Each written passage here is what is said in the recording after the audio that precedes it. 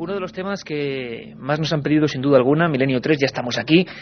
Esa escena, siempre intentamos ver la historia como una diapositiva y yo no sé por qué, quizás releyendo el libro que íbamos a regalar, un libro sensacional, pues he recordado ese momento. ¿Qué tuvo que pasar por la mente de ese hombre, ¿no? Ese hombre que para algunos es el arquetipo de lo maligno y que para otros en el mundo hoy en día es una figura digna de veneración, porque su mensaje hipnótico, su mensaje extraño, su ley de destrucción, o también esas raíces de los misterios alemanes que íbamos a entender, esas sectas en las que se metió, esos lugartenientes que tenía, que eran auténticos magos negros, pues siguen influyendo en muchas personas que ven todavía en él a una especie de Dalí. Hoy comprenderemos por qué Adolf Hitler, uno de los personajes más extraños y desde luego malévolos de la historia, es un enigma para muchos psiquiatras, para muchos sociólogos, para muchos teóricos de la guerra. Su cruzada, entre comillas, tenía mucho más de mística casi que de política. Él se creía realmente sobrehumano. Y todo eso empieza, según muchos, con un proceso mental, un proceso de locura muy especial que le afectaba desde su más tierna infancia. Pocos saben, y vamos a descubrir historias alucinantes. Muchas de ellas han surgido con el desmembramiento de la Unión Soviética, así como suena. Los archivos de Stalin, los archivos de la KGB, a partir de los años 90 han empezado a reflejar una serie de hechos, de papeles, de instancias ciertamente asombrosas, que nos cuentan cómo Hitler estuvo muy cerca de sociedades que nos parecerían hoy terribles. Muchos dicen que siguen perfectamente activas, intentando volver a montar aquella especie de panacea del Tercer Reich. Vamos a hablar de Kundalini, vamos a hablar de drogas, vamos a hablar de visualización de pensamientos, vamos a hablar de viajes al Tíbet, vamos a hablar de búsquedas del Grial, vamos a hablar del Arca de la Alianza, vamos a hablar de los enigmas de los nazis.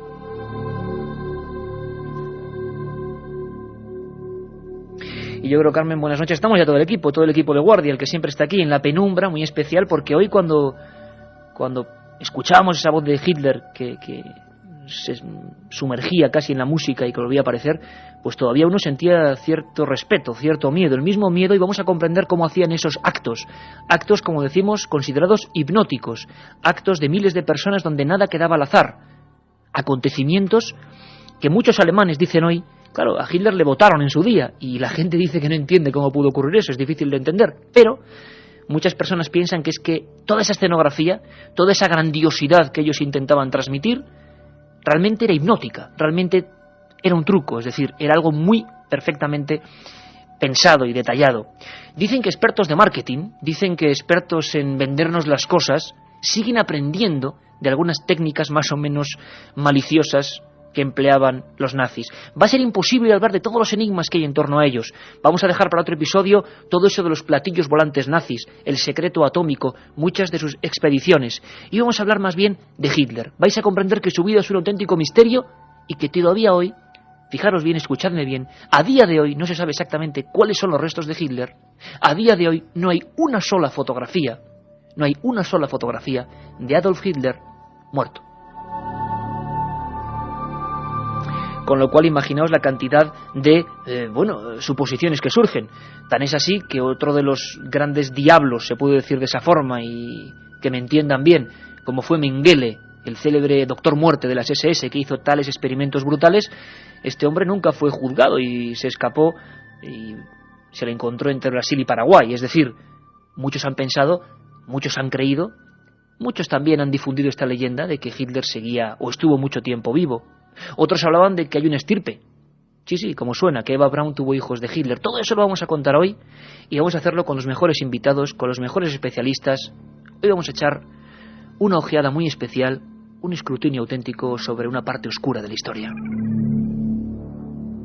Como decía, estamos todos. Carlos Barroso, Katia Rocha, Carmen Porter, buenas madrugadas. Buenas madrugadas. Apasionante el tema, ¿eh? Pues sí, la verdad es que toda la figura y todos los enigmas que encierra Hitler intentaremos tocarlos esta noche, porque además ya son muchos los amigos que nos están preguntando por ciertas cosas que tenemos preparadas para este programa. Nos están llegando mensajes a ese 7640, palabra clave Milenio, espacio y la pregunta que vosotros queráis, opinar sobre el tema, lo que queráis. Sorteamos 5 libros de El Enigma Nazi, de José Lesta, tercera edición, ya va por la tercera edición, del Archivo del Misterio de la editorial EDAF. 5 libros del Enigma Nazi, entre todos aquellos que escribáis al 7640, palabra clave Milenio, espacio y lo que vosotros queráis.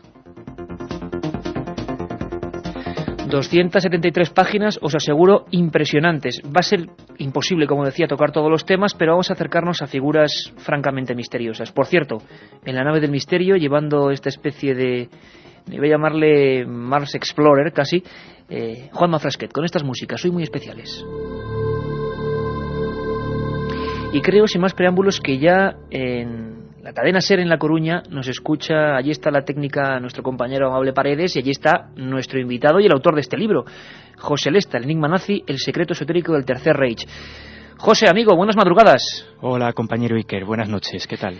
Pues mira, disfrutando, te lo digo como suena, con tantas historias, parece mentira cómo sigue influyendo todavía en las personas hoy, como por ejemplo el 7640, con la palabra milenio, desde hace muchas semanas, entre los temas predilectos, entre los temas en los que la gente quiere saber un poquito más, quiere saber qué ocurrió. En los temas en los que hay muchas brumas, pues sigue siendo uno de los favoritos. Realmente no miento, ¿verdad, José, si digo que Adolf Hitler, hablamos de antes incluso de la Segunda Guerra Mundial, por supuesto, antes de ascender al poder, Adolf Hitler, y tú lo cuentas muy bien, en su juventud ya tiene varias experiencias con unas extrañas voces, ¿no? Sí, la verdad es que es un personaje que ya desde el inicio, incluso en sus biografías oficiales, ¿no?, pues se cuentan historias, como tú dijiste antes, impresionantes, ¿no? Puedes creértelas o no, en algunas hay incluso testigos presenciales, pero es cierto ya que desde su infancia tuvo ese tipo de experiencias. Ya para empezar, nació en un pueblo bien curioso, ¿no?, en Braunau, un pueblo cercano a la frontera de Austria con Alemania, que era una cuna de médiums y de paragnostas. Fíjate que sin ir más lejos, sí que allí nació Rudi Schneider, que fue, digamos, uno de los mejores médiums, uno de los mejores dotados, paranormalmente hablando, ¿no?, que hubo en el siglo XX. Y se comenta, que la ama de llaves, la que amamantó a los hermanos Schneider, a Rudi Schneider y a su hermano, también amamantó de pequeño a Hitler. Curioso, ¿no? Pero a partir de ahí empiezan a desarrollarse una serie de acontecimientos, cuando ya en su adolescencia, en 1908, vive en Linz. Entonces Hitler pues quiere ser un pintor, un arquitecto reconocido, y sabemos una tarde de un invierno desapacible de 1908 que pasó una situación realmente increíble, ¿no? Entonces fue a ver una ópera de Wagner con su amigo August Kubizek, el único amigo que tenía entonces, ¿no?, en ese pueblo, y una ópera curiosa, donde la ópera Rienzi, donde se hablan pues de poderosos en Roma, de emperadores, de gente que intenta aspirar al poder, de cómo avasallan al pueblo, a la sociedad civil, ¿no? Y en ese momento, en medio de la ópera, pues sale un libertador de la nación, ¿no?, que bueno, pues libera toda Roma, ¿no?, a todo el pueblo italiano. Por supuesto, los dos amigos, tanto Hitler como Kubizek, pues caen extasiados, ¿no?, emocionados ante el espectáculo, y sucede algo increíble. Acaba la ópera, salen del teatro, y entonces Hitler, y esto lo sabemos por su amigo, que después escribió un libro al respecto de esa experiencia, sin decir palabra alguna, recorre todo el pueblo, todo Linz, ya es de noche, las estrellas a su alrededor, sube a la cumbre más alta, la cumbre del Freinberg, una montaña de difícil acceso, y una vez llegan a la cumbre están absolutamente solo ellos dos juntos, y en ese momento lo que dice su amigo es que a través de Hitler surge una voz, surge alguien que su amigo no reconocía, que le habla en visiones extraordinarias, increíbles, ¿no?, de una misión, un futuro predestinado para entonces el que era su amigo, ¿no?, para Adolf Hitler. Eso fue lo que él dice que sucedió, y a partir de ahí, bueno, muchas más experiencias. En la Primera Guerra Mundial, por ejemplo, y esto es una experiencia mucho más conocida porque la divulgó una periodista americana, Janet Flanner, y es una experiencia increíble, ¿no? Estamos ya en 1918, Hitler entonces es un cabo absolutamente anónimo que está en el frente francés, en Ypres, y bueno, es un enlace de guerra, hace misiones arriesgadas, y en un momento dado, una noche, está en una trinchera con unos compañeros, y él dice, esto lo dejó reflejado en una entrevista, que oye una voz, un instinto, algo interior, le dice, levántate y vete allí. Entonces en ese momento, él dice que se levanta, a unos 20 metros de distancia, se vuelve a sentar y empieza a cenar. Y en ese mismo instante, una especie de resplandor, de obús, estalla en la cercanía, ¿no? todos los compañeros que estaban cerca de él anteriormente, antes de que oyera esa voz, habían muerto. Él se había salvado. Y no fue la única vez, porque sabemos que Hitler tiene unos 46 atentados contra su vida de mayor o menor gravedad, y en todos ellos, una gran parte al menos, siempre surge ese instinto, esa especie de voz interior, de instinto personal, que parece salvarle. Incluso en el atentado más conocido que tiene en el año 44, cuando ya la guerra está totalmente perdida y están en un búnker en Rusia, mirando unos mapas, sucede también algo curioso, ¿no? Hay un complot contra él y colocan una especie de maletín debajo de la mesa de los mapas, un maletín que se encuentra muy cercano a Hitler. Bueno, en ese momento, un maletín con bombas, con explosivos, evidentemente. En ese momento Hitler está teórica y prácticamente muerto. Es un maletín que está a unos 3 metros de distancia de él y es imposible que salga ileso de allí. Sin embargo, ocurre lo inesperado. Un coronel, un ayudante de él, en ese momento están unas 23 personas en el recinto, choca, tropieza con el maletín. Entonces, ¿qué pasa? Coge el maletín y lo pone detrás de uno de los muros de la mesa de mármol. Efectivamente, el maletín estalla y Hitler sale ileso. No exactamente ileso, sale herido con una parálisis parcial y con unas magulladuras. Hay que pensar que mueren bastantes de las personas que están allí. Sin embargo, él sale vivo, ¿no? Y como te digo, Iker, podíamos contar así casi hasta el infinito, un montón de situaciones, y no solo a Hitler, también el bando aliado, a Winston Churchill, en la que estos personajes pues se vieron salvados de alguna manera por la suerte, por la baraca, como tú decías, La baraca. por esa voz interior. Esa voz extraña, voces como estas en las que vamos a penetrar, vamos a introducirnos todos en esta especie de dimensión quizá menos conocida de Hitler, esas voces que le salvan varias veces, que otros muchos dictadores también han tenido y que sería bueno reseñar luego, voces misteriosas que la psiquiatría parece que argumenta, voces que hablan dentro de la cabeza, voces que nos van a dar paso a nuestro compañero Carlos Barroso para empezar esta primera recta sobre Hitler.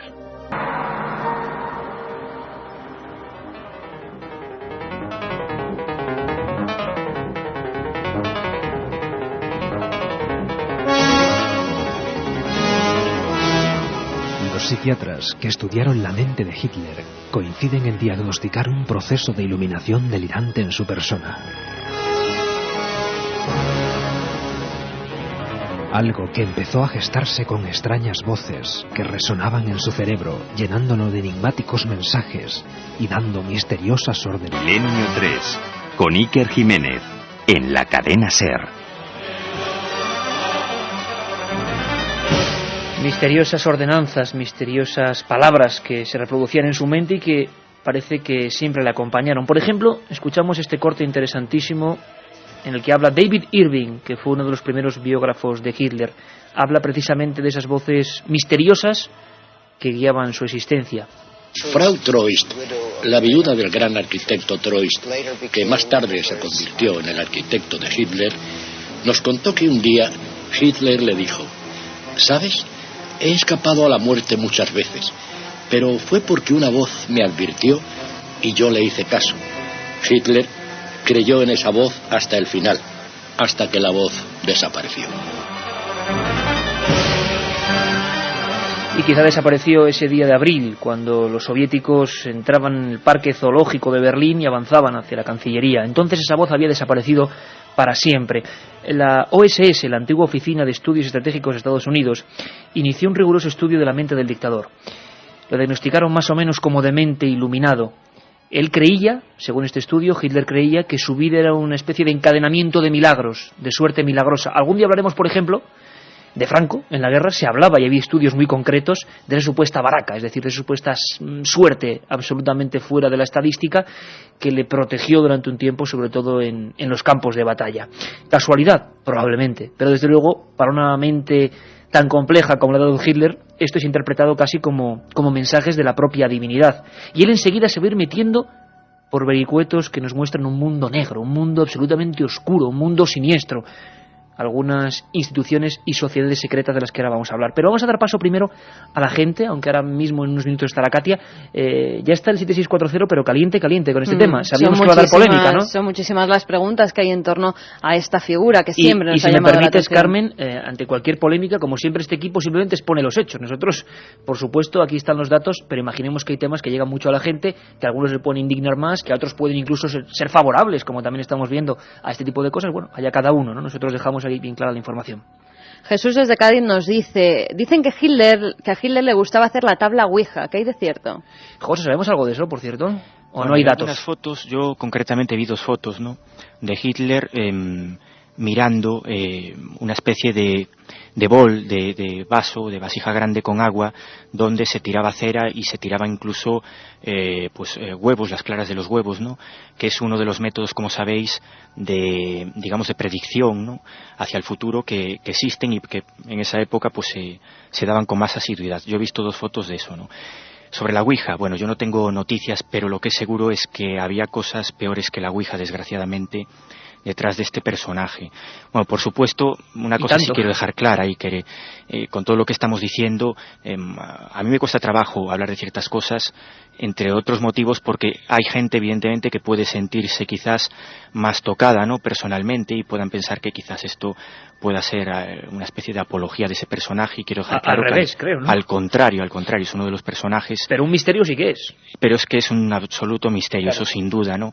Es decir, la propia personalidad del dictador y cómo consiguió el poder es un absoluto misterio. Eso es lo que queremos dejar claro hoy en día, ¿no? Y está clarísimo, José. Vamos con más Nos preguntas. decían también, otro amigo, la esvástica es un signo solar esotérico. Se dice, entre otras cosas, que Hitler adivinaba arrojando plomo fundido en agua y que era un gran sensitivo. Yo con la audiencia, pues es increíble los conocimientos que tienen. Tenemos toda una hora para hablar de temas y entre ellos vamos a hablar de la esvástica. Como decía José Lesta, no solo Ouija, bueno, eso sería una suposición, pero sí desde luego Kundalini, experimentos con drogas, búsqueda de los pensamientos y de inducir con tu mente en otras personas. Vamos a descubrir una serie de experimentos absolutamente alucinantes. Y si me permitís, porque ahora enseguida va a estar Katia con muchas más preguntas para José, para nuestro especialista, vamos a escuchar a otro buen amigo de este programa, prestigioso psiquiatra, el doctor José Miguel Gaona, que estuvo durante muchos años estudiando la figura de Adolf Hitler y que, por supuesto, afirma que es un auténtico misterio, un misterio de delirio, un misterio de alguien que se cree iluminado, y lo que sí es cierto es que cómo alcanza el poder, con esas soflamas, con esas constantes citas al Todopoderoso. Luego veremos cómo incluso las SS, Hitler, los nazis, casi atacaron a cualquier símbolo del cristianismo y generaron sus propias fiestas que tenían que ver con ritos solares, ritos muchos más antiguos. Bueno, pues si os parece, escuchamos a José Miguel Gaona, que nos va a hablar de esos datos sobre la baraka. La baraka, ese símbolo árabe de la suerte, de la buena suerte en la batalla. Le escuchamos. En aquel atentado dirigido por aquel coronel o teniente de una familia reputada y noble alemana, von Stauffenberg, en el que sobrevivió. Y todos recordamos esa fotografía del soldado sujetando la chaqueta de Hitler, que se encontraba totalmente desgarrada, que parecía increíble que alguien hubiera podido sobrevivir a aquel maletín lleno de explosivos que se pusieron en sus pies. Hitler nuevamente creyó que nuevamente era elegido y que había sobrevivido por una especie de designio divino. Entre paréntesis, hay que apuntar que después de aquella explosión Hitler tuvo serios problemas de audición, de oído interno además, lo cual también le llevó a problemas de equilibrio y seguramente a nivel psicológico pues también le afectó. Me comenta Katia Rocha que bueno, que esto está absolutamente hirviendo. Vamos a empezar la segunda hora, si os parece, comprendiendo un poco quién era Adolf Hitler, dónde nació. Nos comentaba José Lesta que en un lugar muy especial. Pero si os parece, estos últimos 5 minutos siempre son vuestros. Katia. Buenas noches. Pues un montón de oyentes, por ejemplo, que además que como siempre saben muchísimas cosas. Por ejemplo, hay uno que nos dice, ¿es verdad que Hitler estuvo en el Polo Norte y tiene allí oculto el Santo Grial? Hombre, eso me parece mucho decir, ¿no, José? Aunque va encaminado por algo, bueno, ha oído pájaros, pero no... Va encaminado, lo que pasa que es cierto, no el Polo Norte, sino la Antártida, el Polo Sur, que hubo una especie de expedición extraña y misteriosa de la que cada vez sabemos más datos. Hubo un convoy invisible y ciego de submarinos, de avanzados submarinos alemanes con la última tecnología nazi, que partieron un mes antes de acabar la guerra, con destino en principio desconocido, pero probablemente hacia la Antártida. Y tenemos muchos datos que apuntan hacia eso y que iban altos dirigentes nazis. Hay 2 de los submarinos de ese convoy misterioso, que se perdieron porque no había comunicaciones por radio, iban totalmente mudos y sordos, y 2 de ellos se perdieron y llegaron a la Patagonia, a la costa argentina, y se rindieron casi 6 meses más tarde, después de la guerra. Esto es bastante asombroso. Además iban sin armamento y, bueno, tenían unas características muy sospechosas. Llevaban 3 veces más tripulación de lo habitual, ¿no? No se sabe quién iba en los submarinos principales. Seguro que había altos dirigentes nazis. Hombre, yo soy de la opinión que Hitler no iba en ellos. Que Hitler no iba en ellos, claro. De todas formas, evidentemente que el Santo Grial tampoco, pero tampoco va desencaminado, porque después hablaremos, ¿no?, de la reliquia sagrada, cómo fue buscada. Y de las búsquedas, ¿no? Muchos oyentes preguntan sobre eso, sobre el Santo Grial, la lanza de Longinos, que hay de el Arca de la Alianza, ¿no? Bueno, pues atentos, porque en esta segunda hora, que va a ser muy intensa, también vamos a hablar de cómo Hitler encargó a otras personas expediciones muy concretas para buscar estas reliquias. Vamos allá. Tony nos preguntaba precisamente por esto, por la lanza de Longinos, que si la encontró y que si también encontró alguna reliquia sagrada. Segunda hora, vamos a seguir viendo lo que pregunta por la el gente. Significado de la esvástica pregunta muchísima gente, también lo desvelaremos más tarde. Y hay otro oyente, Jorge Murcia, que nos dice: me gustaría saber si para elegir sus objetivos militares y cuándo atacar utilizaba medios esotéricos. Esto sí es importante, José, porque nos vamos a meter prácticamente al empezar la segunda hora, pero coméntanos, esa relación con el esoterismo, con la adivinación, con la hipnosis, con la astrología es total, ¿no? Es total, porque, bueno, después hablaremos del Grupo Tulu, una sociedad esotérica a la que perteneció colateralmente Hitler. No estuvo en el círculo interno, pero sí los círculos exteriores, y ahí había gente importante. Estaban Rudolf Hess, que después fue el segundo del imperio nazi. Estaba gente más oscura como Karl Haushofer, que era, digamos, el inventor de la geopolítica, y toda esta gente que después le asesoró en las campañas militares, etcétera, sí basaban algunos de los designios y algunas de las decisiones más importantes de la Segunda Guerra Mundial en cartas astrológicas. Incluso, es más, semanas antes de que Hitler supuestamente se suicidara en el búnker en Berlín, pues estaban esperando un gran cambio que su carta astral pues había predicho, y ese gran cambio era la muerte de Roosevelt, del presidente americano, como así sucedió. Cuando Roosevelt muere, se sabe que Goebbels entra en el despacho de Hitler eufórico y dice: ha sucedido lo que nos habían pronosticado pues nuestros magos, como Carl Maria Willigut, que era un mago negro, y otra mucha gente. Ha sucedido. Era una gente totalmente imbuida por el esoterismo, por la alquimia, por la astrología. Y de ellos vamos a hablar, José, además gente absolutamente siniestra, y como tú has definido, y no te quedas corto, magos negros auténticos. Cristina desde Alcorcón nos preguntaba: ¿Hitler era miembro del priorato de Sion? Lo digo por su obsesión por el Grial. Bueno, de eso, menudo lío, ¿verdad, José? Bueno, vamos eso ya nos llevaría muy lejos, ¿no? Pero cierta relación hay. Por lo menos a mí. ¿Cierta relación hay? Bueno, pues vamos a intentar descifrarlo en la segunda hora. Katy, vamos con más preguntas. Sobre todo esto para ver por dónde se mueve la gente. Fíjate, a David lo que le da miedo, no es el único oyente que nos lo dice. ¿Cuántos personajes hoy en día estarán en la misma situación que Hitler, en características personales, y si algún dirigente sabemos si tienen las mismas características astrológicas? Bueno, también se han hecho estudios, imagino, sobre la astrología, cuándo nació, de qué forma. Por eso vamos a empezar la siguiente hora sabiendo un poco más del personaje en sí y enseguida en qué grupo se metió.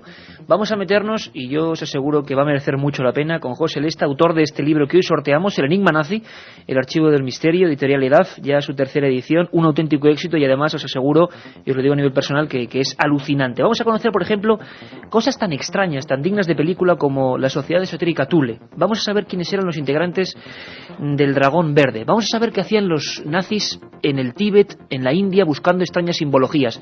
Vamos a saber de sus expediciones. Vamos a intentar saber de esos experimentos mentales inducidos con drogas. Todo eso aquí en Milenio 3. Los enigmas de Hitler, primera parte. Haremos una segunda cuando el destino lo diga, porque hay mucha tela que cortar y vosotros estáis aquí para preguntar, por supuesto, y para saber más con nosotros.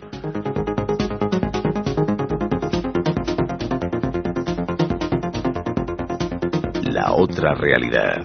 Milenio 3. En la cadena SER. 1937. 200 personas mueren trágicamente en el santuario de la Virgen de la Cabeza. 1971 aparece el fenómeno de las caras de Belmez. 2003.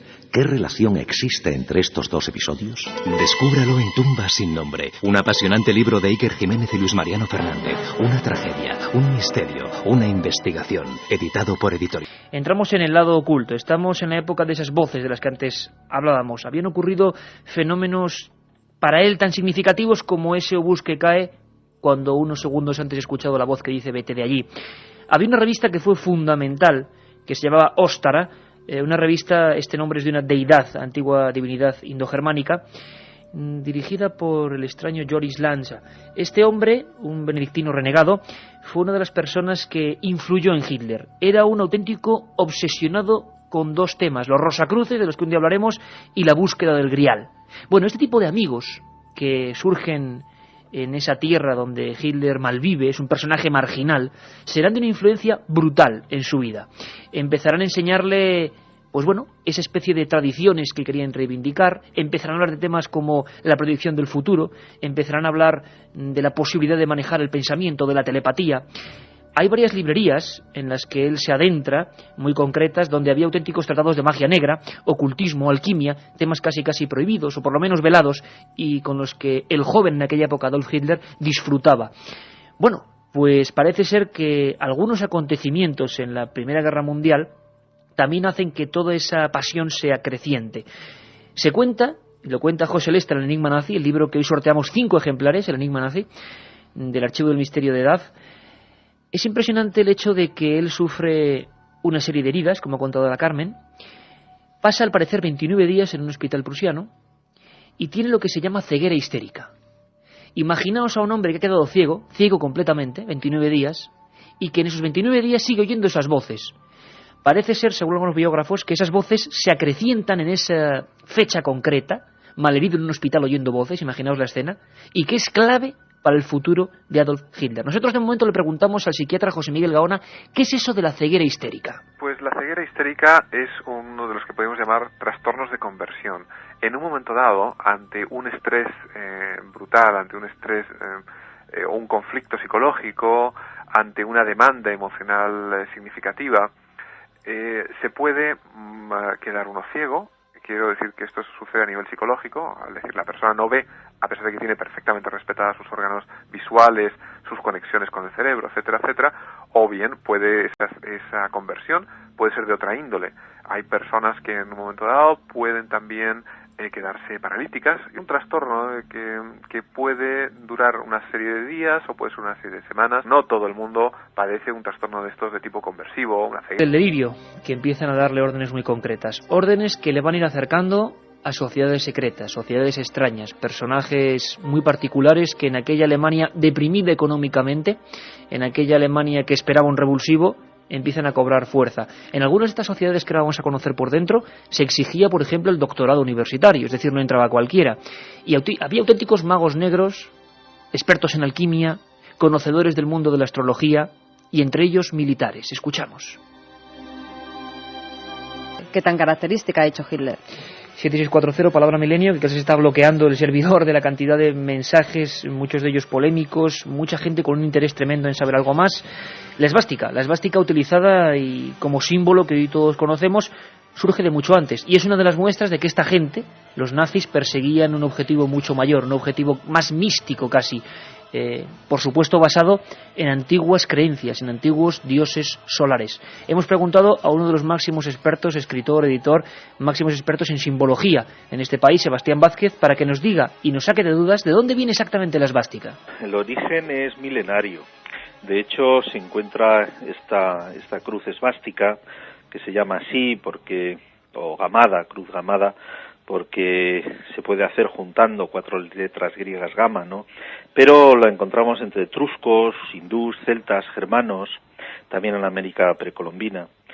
Incluso hay una, quizá de las más antiguas que se han encontrado, es en la cultura de Harappa, en la India. Hay allí con más de 2000 años. Es decir, es un símbolo muy universal, muy antiguo y muy repartido en muchas culturas. Aunque bien es cierto que esta cruz, que como sabes puede ser esvástica, es decir, girando hacia la derecha, o sabasvástica, que es hacia la izquierda, incluso, bueno, es un símbolo también solar, un símbolo dinámico, pues ya digo que está presente en todos lados y en la cultura tibetana también. Esvástica, sabasvástica, nada quedaba al azar. Habían empezado ya una serie de interrogantes y de intereses en aquella gente y empezaron a ascender hacia el poder cogiendo ese tipo de elementos. Es entonces cuando aparecen en escena algunas sociedades secretas realmente inquietantes. José Lesta, autor del Enigma Nazi, ¿Cómo podríamos describir, cómo la gente podría imaginarse esta noche a la Sociedad Esotérica Thule? Pues la Sociedad Esotérica Thule, de puertas para afuera, digamos, los documentos que han quedado, era una sociedad literaria, ¿no? Casi podríamos decir de amigos, que se reunían allí para hablar de las antiguas tradiciones alemanas, de leyendas nórdicas y a veces incluso de religión, ¿no? Esa es la fachada hacia afuera.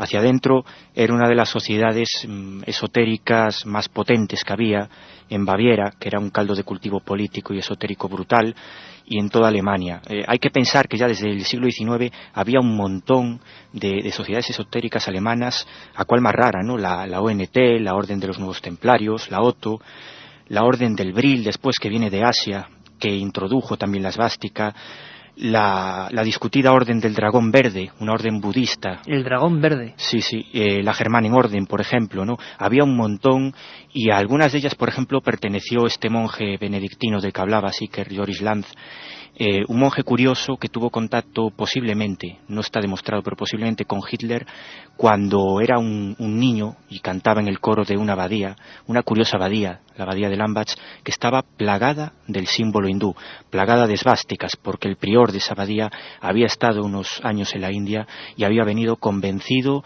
del poder benéfico, en principio, de ese símbolo. Después de la Guerra Mundial, por supuesto, limpiaron toda la abadía, pero aún queda, hoy en día aún se puede ver una esvástica de madera en el altar de esa misma abadía, esa esvástica que veía todos los días Hitler cuando, siendo niño, pues cantaba en ese coro, ¿no? Y a partir de ahí pues comienzan muchas relaciones. Lanz funda un grupo, como tú decías, de caballeros o de nuevos caballeros de la Orden del Temple, y que da lugar poco a poco a sociedades que acaban dando lugar a la Thule. La Thule, por dentro, como te digo, era una sociedad netamente esotérica, con rituales propios de una sociedad paramasónica, algunos muy curiosos. Se sabe que se usaba la meditación y otras muchas cosas, ¿no? Porque, como en toda sociedad esotérica potente, había círculos distintos. Había un círculo externo, un círculo, digamos, más suave, y había un círculo interno totalmente esotérico, hasta el punto de que probablemente la mayor parte eran lo que se puede llamar hoy en día magos negros, ¿no? En el círculo externo, curiosamente, entró Hitler un día de 1922 y lo introdujo no un personaje cualquiera, sino entonces el que era probablemente el líder de esa sociedad, o el personaje más influyente. Hablamos de Dietrich Eckart, un personaje también curioso, con una vida, un dramaturgo que estuvo en un psiquiátrico también, pero que se hizo famoso, entre comillas, pues escribiendo tanto obras de teatro como obras literarias, novelas, ¿no? Fue el pasaporte de Hitler para las clases más altas. La persona altas. Que, digamos, el Cicerón en todo ese mundo extraño, ¿no? Efectivamente. En todo ese mundo. Hablas en tu libro de la Sociedad Esotérica Thule que hacían prácticas que estoy seguro que van a asombrar a la gente. Prácticas, por ejemplo, de visualización, de potenciación de la Kundalini. Eso de visualización, por ejemplo, ¿qué era? ¿Intentaban forzar tanto el pensamiento, órdenes de concentración extrema? ¿Buscaban con esto el dominio sobre otras personas, por ejemplo? Bueno, esto más bien era en la sociedad del Bril, y lo sabemos, curiosamente, por una persona poco dada al esoterismo. Lo sabemos por Willy Ley, que era entonces uno de los genios alemanes que hacían cohetes, uno de los padres de la astronáutica, ¿no?, de la ingeniería nazi. Él tuvo contacto con gente que estaba en esa sociedad budista, la sociedad del Bril. El Bril, para que nos entendamos, ellos creían que era una especie de energía o de fuerza de la naturaleza que lo inundaba todo, y que manejando esa energía, como tú dices, Iker, podías pues dominar o manejar los pensamientos de la gente, o incluso pues imbuir ciertos conceptos o ciertas historias a políticos y a gobernantes, ¿no? En esa sociedad sí se decía que se usaban técnicas, por ejemplo, por poner un ejemplo, pues partir una manzana en dos y observarla detenidamente durante muchos minutos, a veces durante varias horas, y a partir de ahí, meditando sobre eso, fíjate qué cosa más curiosa, pues intentaban entrar en estados de conciencia alterados, no solo para hacer predicciones, sino para lo que ellos llamaban, pues lograr estados de conciencia de lo que ellos decían que era ser superhombre, es decir, un hombre más allá de lo común. Ellos creían que podían ser así, ellos creían que podían llegar a convertirse en esa especie de superhombres, y además creían que tenían derecho propio, porque ellos pensaban que eran descendientes de atlantes que vivían en antiguas zonas que ellos llamaban la Thule antigua, una isla mítica, donde efectivamente vivían personas con esas capacidades. Es increíble, pero lo creían.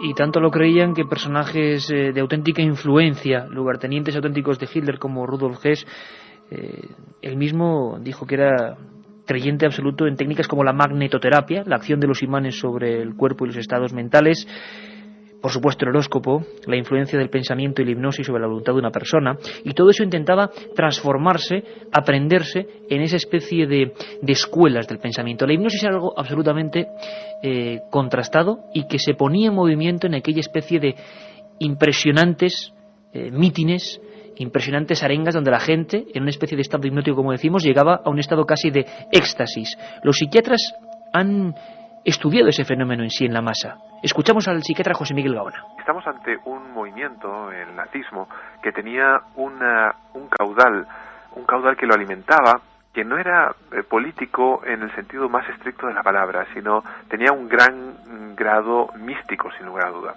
Y Hitler era su adalid. Era su adalid hasta el punto que llevó a la tumba a millones de personas y muchos murieron, desde luego, a ciegas por él.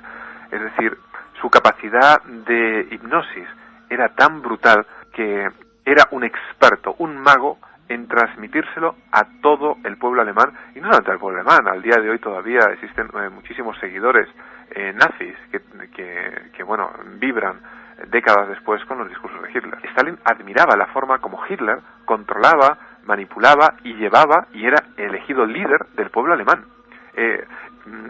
Stalin, una vez que acabó la Segunda Guerra Mundial, tuvo un pequeño museo con muchísimas prendas de Hitler, con objetos personales que el mismo Stalin realmente mitificaba. La otra realidad. Milenio 3. En la SER. El 19 de agosto del año 34, Hitler, con esa especie de campaña hipnótica, de fervor patriótico y de búsqueda de las antiguas esencias germánicas, alcanza el 92% del voto en las urnas y a partir de ahí empieza su particular escabechina. Lo primero que hizo fue prohibir, por ejemplo, el matrimonio entre judíos y arios y empezó a designar a esos grupos étnicos minoritarios para él en auténticos guetos. Rescató, según la historiadora Miranda Tuis, el signo, casi con la época medieval, que se les ponía en el brazo como identificativo. Y al mismo tiempo, con los años, con el poder, con la creencia total en ser un ser superior, empiezan los famosos gaseamientos con el célebre, tristemente, Ciclón B y aquellas duchas con desagüe falso. En ese momento algunos historiadores aseguran que Hitler se creía evidentemente sobrehumano y se hacían esas prácticas constantemente, prácticas que en el 7640 nos siguen preguntando por ellas, ¿no, Carmen? Pues sí, que nos siguen preguntando mucha gente, por ejemplo, David La Cuesta de Santa Coloma de Gramenet. Se dice que científicos nazis experimentaron con judíos para encontrar la vida eterna. ¿Qué hay de cierto en eso? Y preguntan muchos por la Kundalini, por ejemplo, por lo que ve ahí, ¿no? Borja, por ejemplo, nos dice, ¿qué es eso que has dicho, Iker, sobre la Kundalini? La Kundalini. Vamos a preguntárselo, esa especie como de tradiciones que venían en realidad de Oriente. Es muy curioso y lo estáis viendo. Luego escucharemos a José Lesta porque muchos nazis, muchas personas vinculadas fuertemente a estos grupos esotéricos, iban a diversos viajes, extraían información, extraían conocimiento y lo intentaban adaptar a la vieja Europa. La Kundalini es algo que mejor que nos lo explique Sebastián Vázquez. Lo vamos a entender muy gráficamente, algo que viene de Oriente y que los nazis perseguían para potenciarla. Le escuchamos. Digamos que es una especie de energía espiritual que ubican en la parte baja de la columna, en lo que se llama el Muladhara Chakra. Allí se dice que es como una serpiente enrollada 3 veces y media. Entonces, a través de las prácticas y de los ejercicios del yoga tántrico, esa serpiente, esa fuerza va ascendiendo a través de los canales, el canal Sushumna de la columna vertebral, hasta que llega al cerebro y allí se produce una explosión. Al subir al cerebro estalla en lo que llaman el loto de 1000 pétalos. Se dice que del cerebro se produce un néctar divino que lo llaman el Kulamrita, o aquí en Occidente ese soma, que llega a todo el cuerpo y se produce un estado de éxtasis y felicidad.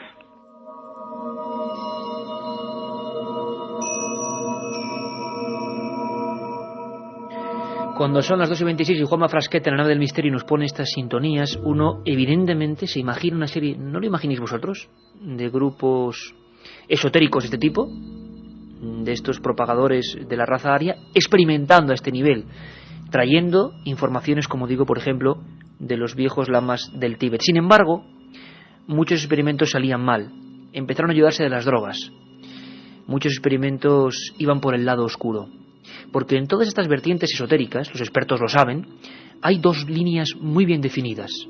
La que busca los hechos positivos y desde luego la otra, que parece que interesó más a esta gente. Escuchamos a Sebastián. El tratar de hacer prácticas con la Kundalini es peligroso. Es peligroso porque puede llevar a la demencia, a la locura. Que, bueno, ya se sabe que el nazismo estuvo muy interesado en todos estos cultos, en todas estas prácticas, pero según parece se separaron de los métodos tradicionales, buscaron atajos. También se dice que utilizaron el tantrismo negro y eso produce, y esto ya está muy estudiado, ¿no?, sobre todo en los textos hindús y tibetanos, que esas prácticas no bien guiadas o buscadas hacia fines oscuros provocan demencia, locura, provocan además el despertar de los instintos más depravados y oscuros. Ese control, esa historia, esa especie de manipulación mental que buscaban nos lleva a grupos ya que representan, pues creo que lo más negro, lo más extraño de esta historia, y que explica perfectamente José Lesta. Anerve, el círculo del anticristo, personajes como Himmler, ni más ni menos, convencidos de que sus guerreros, como decíamos antes, eran auténticos templarios, convencidos de la fuerza de lo extraño. Se supo mucho o poco de este círculo del anticristo, José Lesta. Fueron los que realmente empezaron las famosas expediciones, ¿no?, que interesa mucho a nuestra audiencia. Expediciones en busca de ¿qué?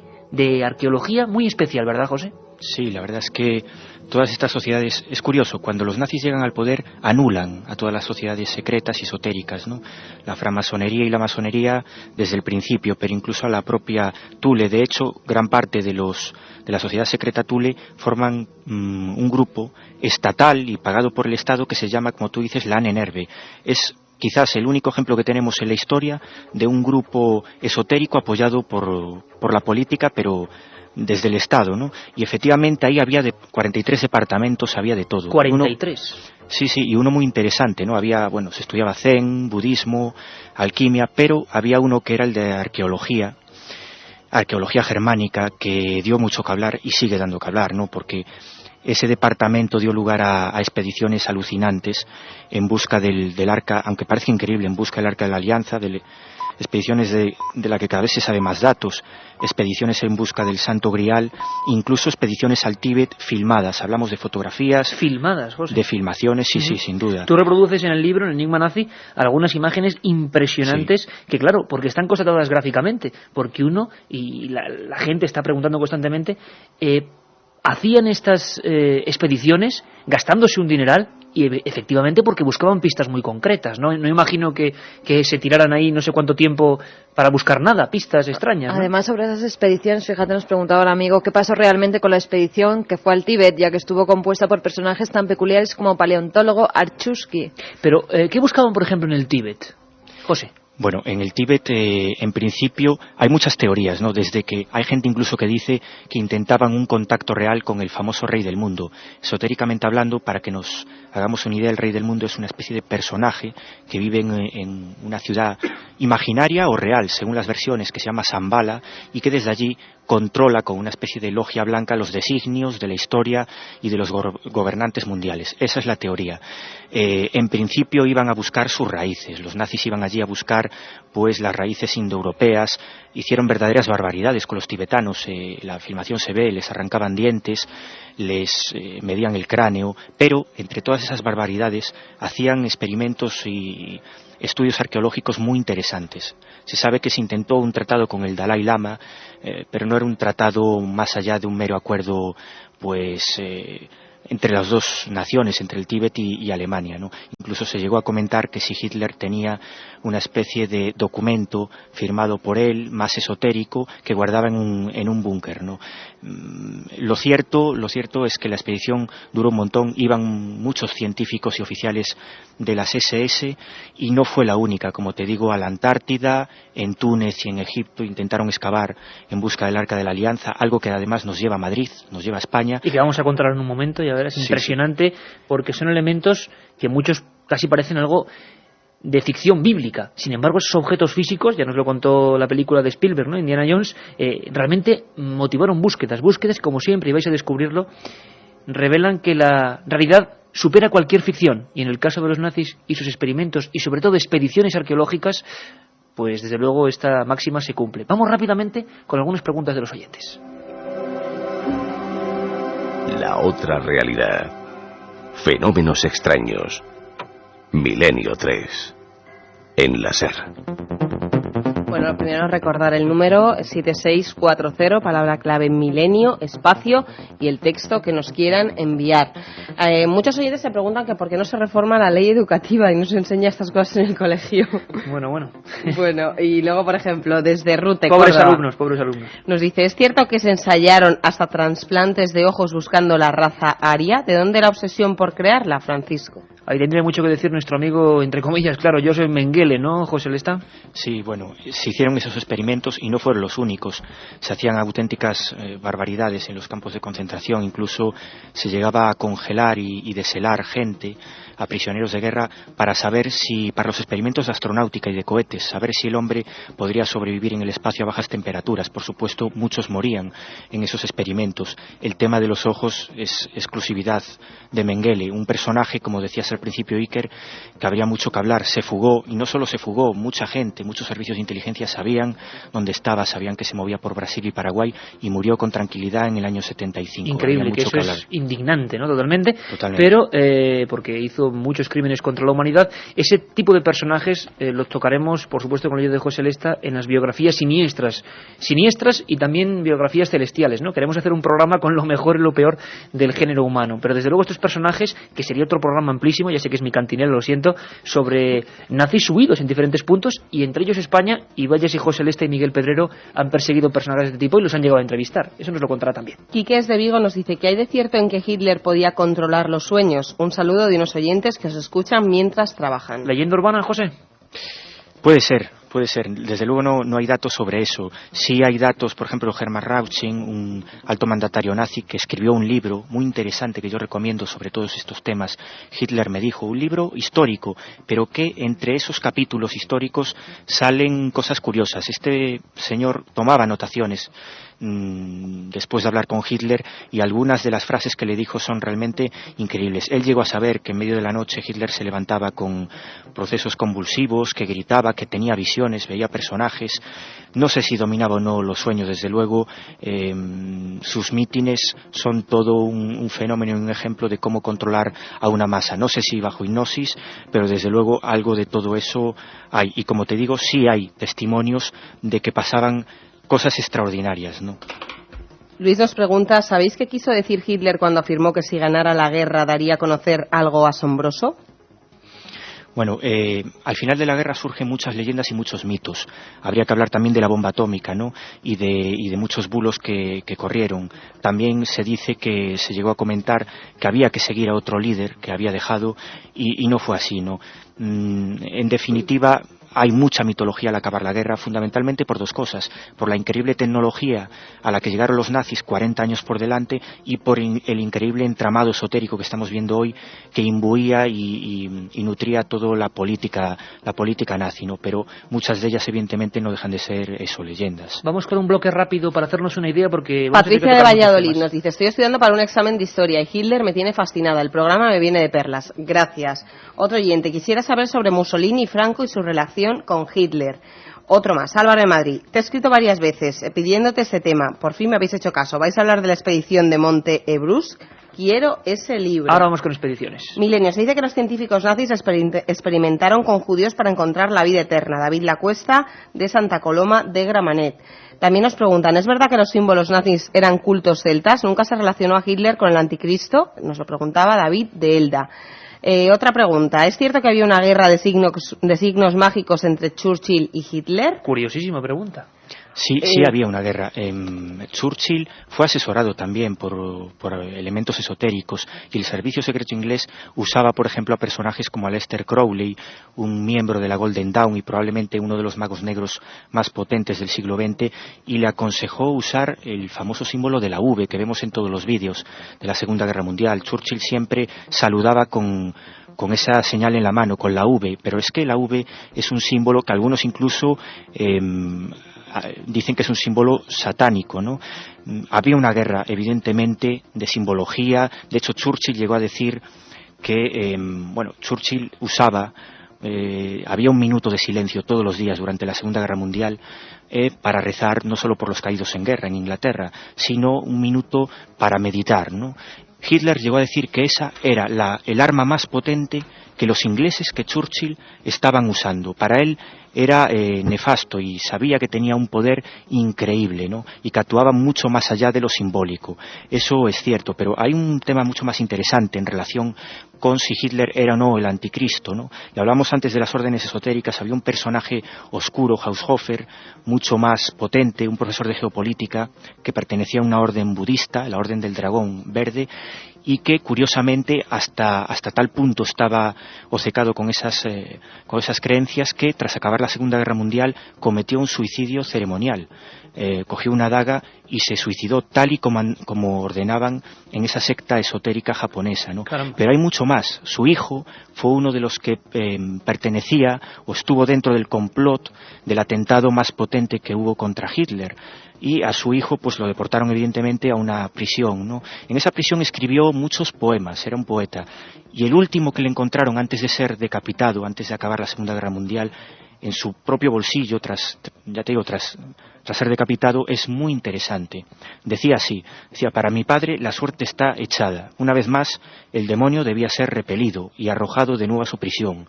Pero mi padre rompió el sedal. No sentía la respiración del maligno y lo liberó para destruir el mundo. Ahí hay una relación muy clara entre Hitler y mucha gente metida en movimientos esotéricos que creían realmente que era una encarnación del mal, pero mucho más allá, que era el anticristo en persona, ¿no?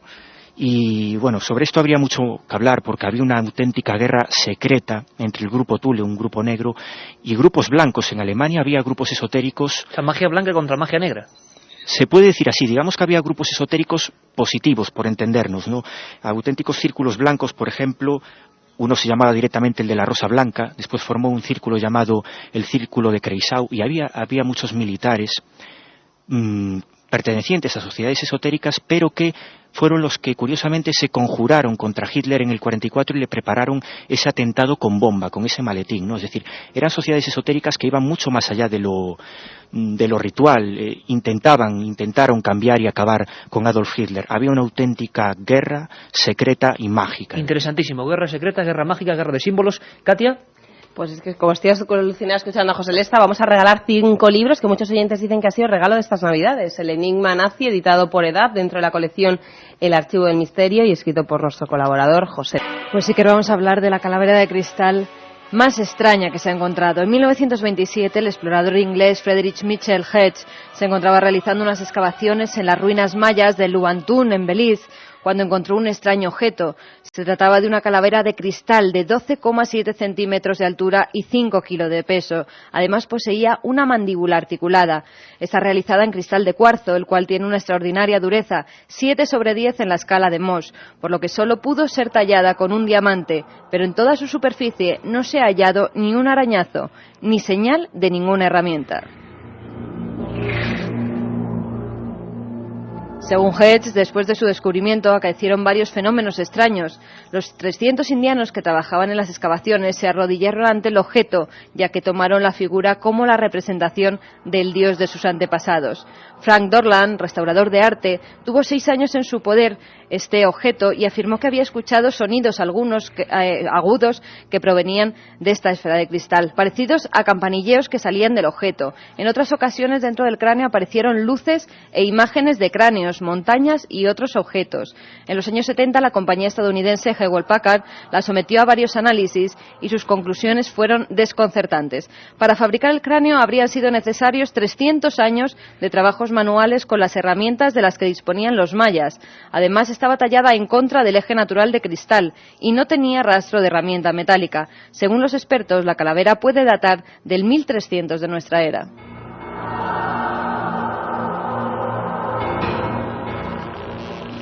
Y muchos, acostumbrados a la ruleta rusa, voy a decir, no, por Dios, a la montaña rusa, aunque el tema hoy es de ruleta rusa, de Milenio 3, dirán, bueno, ¿y qué pintan ahora las calaveras de cristal? Esa con, además, nos ha ido Carmen la historia de la más extraña, la que tenía una mandíbula móvil. Pues tiene que ver y mucho, ¿verdad, José Lesta? Porque los nazis, vamos a hablar, por ejemplo, porque queremos hablar del último día de Hitler, pero para todos aquellos que nos preguntan por las expediciones, hubo una expedición en busca de estas calaveras de cristal, ¿no es cierto?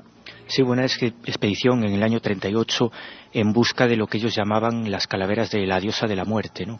Y estaba auspiciada por Carl Maria Willigut. Willigut era una especie de Rasputín para Himmler.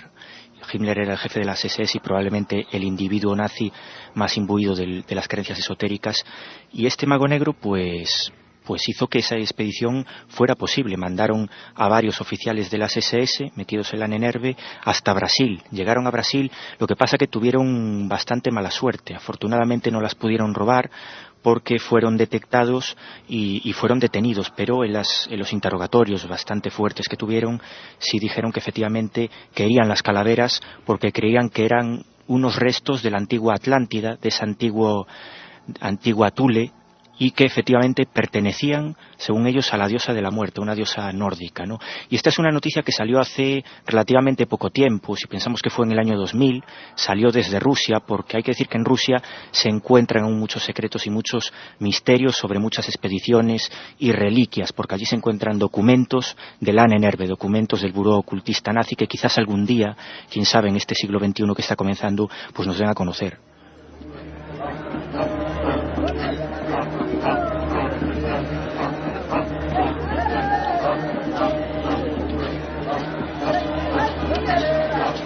Y tanto que en la URSS, la antigua URSS, se esconden muchos enigmas. La KGB ha empezado a desempolvar muchos de estos datos.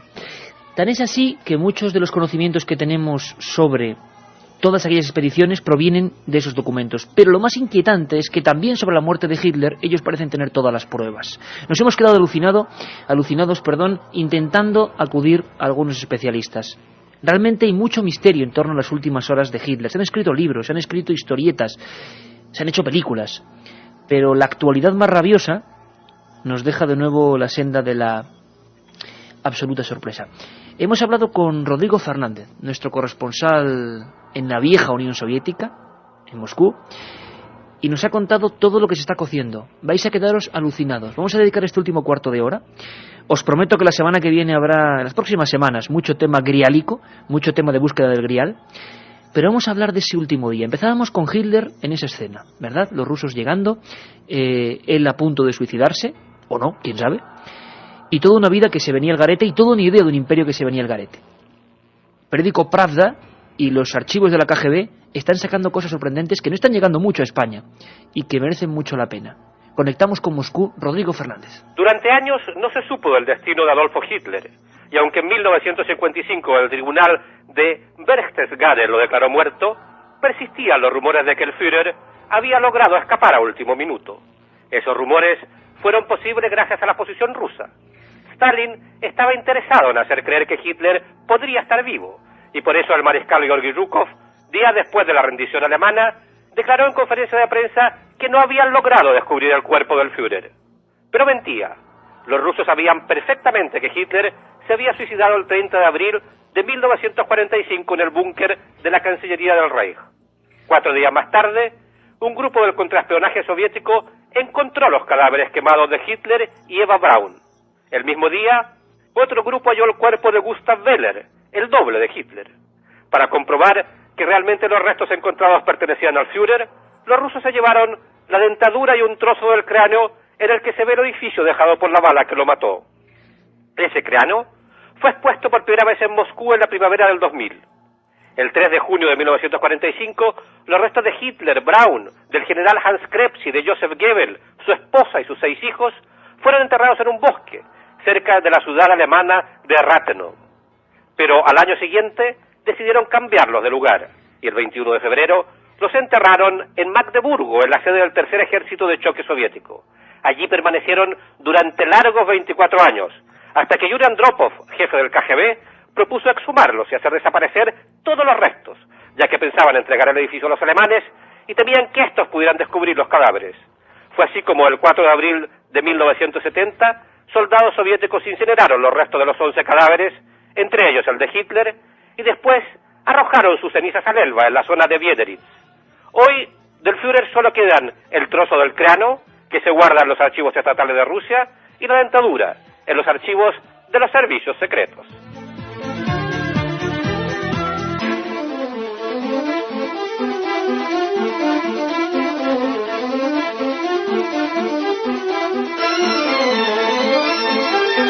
Milenio 3, con Iker Jiménez, en la cadena SER.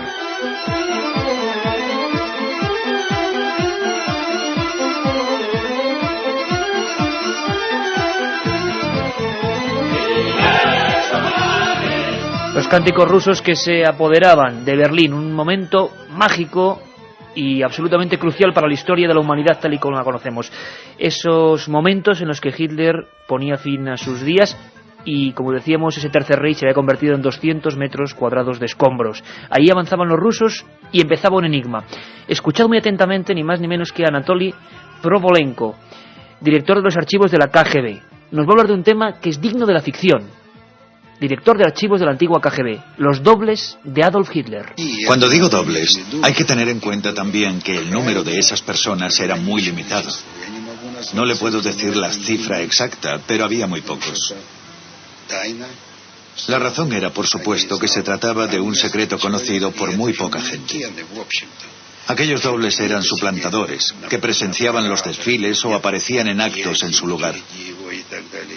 Hay motivos para creer que existían estos dobles, porque al parecer en alguna ocasión Hitler estuvo en 2 lugares diferentes al mismo tiempo.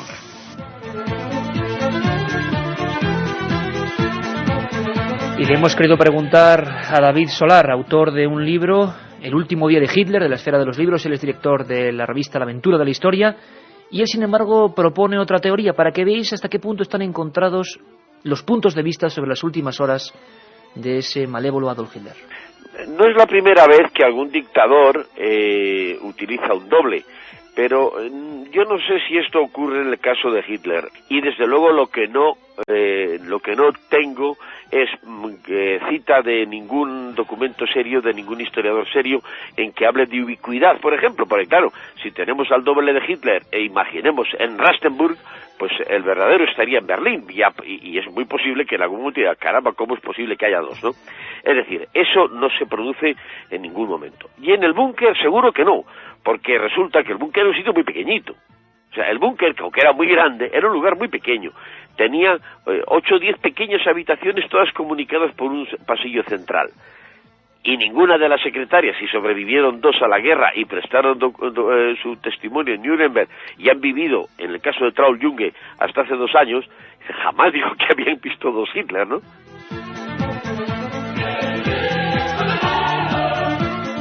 Pero el misterio lo tienen los rusos, desde luego, con sus documentos, con sus historias. Escuchar ahora a Vasily Orlowski, mayor de una de las fuerzas que entró en aquel búnker, en aquella cancillería, uno de los hombres que dice hoy, y el escándalo ha sido tremendo a través de Pravda, que no se quemaron los cuerpos de Adolf Hitler, que realmente los cuerpos enteros fueron enterrados, desenterrados, una historia delirante que tira por tierra todo lo que creíamos que era verdad, que se habían incinerado y, como decía Rodrigo Fernández desde Moscú, echado las cenizas al agua. Le escuchamos. A comienzos de junio de 1945, todos los cuerpos incluidas las cajas con los restos de Hitler y Eva Braun, los Goebbels y el general Krebs,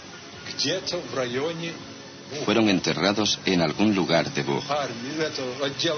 Cuando nuestra sección de la Esmer se trasladó, nos llevamos los cuerpos con nosotros. ¿Cuántas veces fueron enterrados? Bastantes veces. ¿Cuántas? ¿5, 8, 10 veces? No, solo sé que les volvieron a enterrar por lo menos 2 veces. ¿Y esos entierros eran siempre de noche? Sí, por la noche. Es decir, que ocurrió 3 veces. Sí, tal y como yo lo recuerdo, fueron 3 veces. ¿Ustedes les enterraban, les sacaban, les volvían a enterrar? ¿Era eso lo que hacían? Sí. ¿Está usted contando esta historia por primera vez en su vida? Nunca le conté esto a nadie, a nadie. Esta es la verdad absoluta. Es la primera vez que hablo de ello.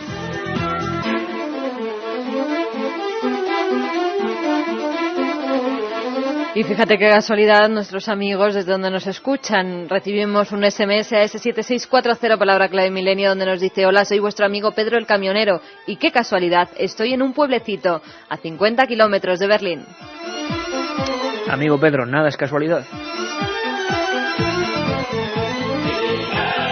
José Lesta, autor de Enigma Nazi, el libro que hoy sorteamos, 5 ejemplares, miles de cosas más por contar, por supuesto, esto es solo una pincelada, pero caramba, dobles, restos que se queman, que no se queman.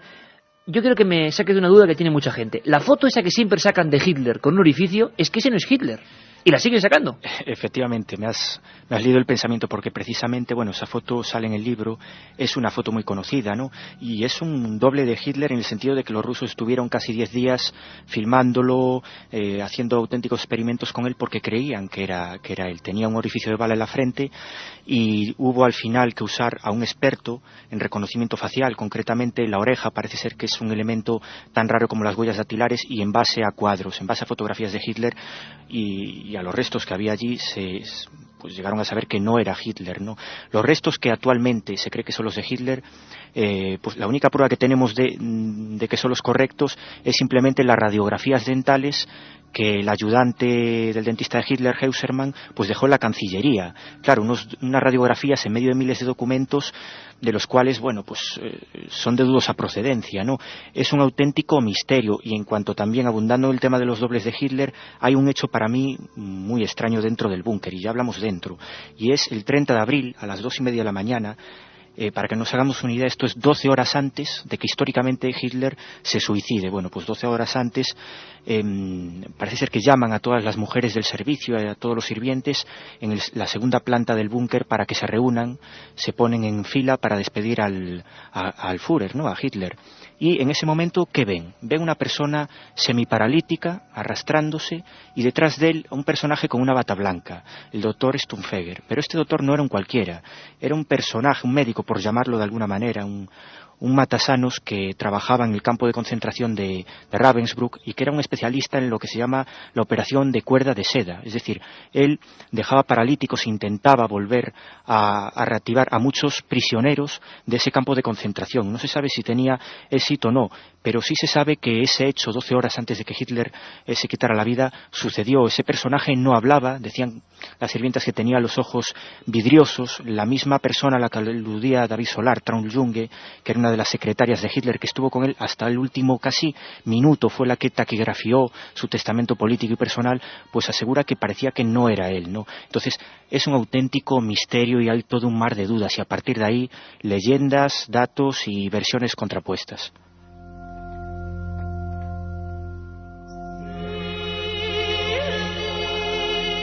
Otros autores hablan de 4 dobles de Hitler, algunos de ellos utilizados en las Olimpiadas de Múnich 36. Muchas sorpresas en torno a este último día, muchos documentos que están saliendo a la luz. Algunos de ellos ahondaremos, por ejemplo, sobre la descendencia, sobre si Eva Braun, la amante, bueno, que se casó al final, en la última hora, una boda que tuvo que ser dramática ahí en el búnker, si tenía hijos, no tenía hijos, si tuvo hijos antes. Hay toda una serie de teorías fascinantes para que os hagáis una idea de cómo desde el nacimiento y la, digamos, inmersión en la cultura esotérica hasta la misma muerte, el mismo día de la muerte, pues sigue siendo un misterio. No va a dar tiempo para mucho más, prácticamente para dar los ganadores, pero para que veáis el nivel de contradicciones que hay. ¿Cómo es posible que la versión oficial diga que se tiraron las cenizas al agua calcinadas totalmente, y que en Moscú se expusiese en el 55 aniversario del final de la guerra un trozo de cráneo de Adolf Hitler. Hay algo falla. Rápidamente, Katia, porque no va a dar tiempo para más. Sabíamos que el tema de los nazis y del esoterismo y del misterio, y nos quedan muchísimas cosas, platillos volantes, secreto atómico, todas esas cosas que están en este libro. Cuéntanos, Katia, 5 ganadores. Ganador, el primero, Jorge desde París, nos dice: Hitler, esvástica, loco, desde luego esto es mejor que ir a la universidad. No opino porque prefiero saber más. Me compro el libro y ya os cuento. Bueno, pues ya sabe que se lo vamos a enviar. Pues ya no se lo compro, porque le ha tocado. Roberto desde Mallorca nos dice: Hitler vino a España a buscar el Grial. ¿Qué pensó Franco de esto? Otro oyente, Marcos de Covadonga: ¿qué hay del oro nazi? Menudo tema. Otro de los ganadores, Amparo de A Coruña: felicidades al señor Lesta, muy bueno y además paisano. Y para terminar, la última ganadora es Carol, que dice: es cierto que había una guerra de signos mágicos entre Churchill y Hitler. ¿Le había preguntado antes? ¿Le ha había tocado? Preguntado antes, sí. Pues perfecto, 5 ganadores, el enigma nazi. Palermo nos preguntaba, Iker, ¿qué significa el signo que llevaban los nazis en el brazo? ¿Qué signo? ¿La esvástica se refiere? O no sé si lo hemos explicado antes con Sebastián Vázquez. De todas formas, la idea que se nos queda, se quedan muchísimos enigmas. Fijaos, y solamente cojo el índice del libro. Hablamos de platillos volantes, como os decía. Hablamos del secreto atómico terrible, de esas armas que dicen que luego se reutilizó por parte de los aliados, una tecnología extrañísima, de la criptografía. Hay quien nos pregunta por la máquina Enigma, o por ejemplo el oro nazi. Ha habido un libro, trataremos también con el autor, que es fascinante, sobre el oro de Canfranc, en la estación de Canfranc, sobre el oro nazi, ese oro que viajó por todas partes y que nadie, casi como un grial, logra identificar. José Lesta, compañero, amigo, que ha sido un placer tenerte, que esto es solo una pincelada y que desde luego, como vemos, este tema va a dar para muchos más programas, ¿verdad? Pues sí, porque bueno, es que has tocado ahora multitud de temas y estaríamos horas, ¿no? De verdad que os agradezco mucho la oportunidad de poder divulgar estos temas, y un fuerte abrazo a ti, Iker, y a todo el equipo de Milenio 3 y a todos los oyentes, ¿no?, que nos están apoyando ahí.